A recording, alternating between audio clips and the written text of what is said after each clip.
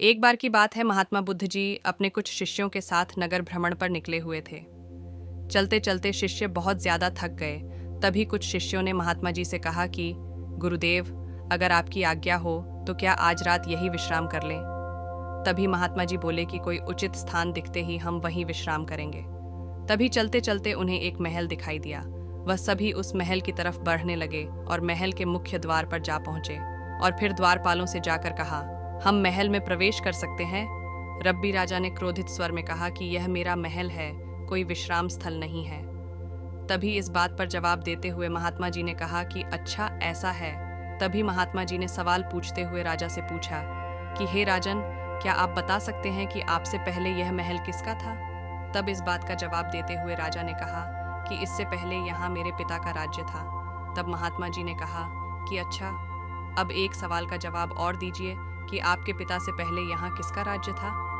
तब राजा ने गुस्से में तिलमिलाते हुए कहा कि आप यह कैसे सवाल कर रहे हो। मेरे पिता से पहले यहाँ मेरे पिता के पिता अर्थात मेरे दादाजी का राज्य था।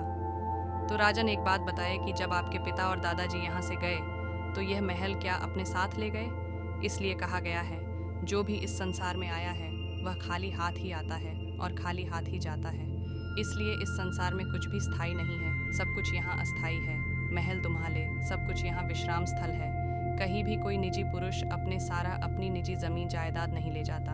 यह सब बातें सुनकर राजा को अपनी भूल का एहसास हुआ और वह बोला कि हे महात्मा जी, हमसे बहुत बड़ी गलती हो गई, आप हमें क्षमा कर दें। आप सभी से हमारी विनती है कि आप सभी कुछ दिन यहीं रुके और हमें सेवा सत्कार का कुछ मौका दें। तभी महात्मा जी बोले कि हे राजन, हमें केवल आज रात ही यहाँ आश्रय चाहिए और फिर सुबह होते ही हमें निकलना होगा, क्योंकि दूसरे नगर में हमारा प्रवचन है।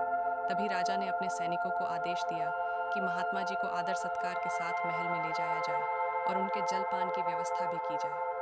तब बड़े आदर से महात्मा जी को महल में रुकाया गया।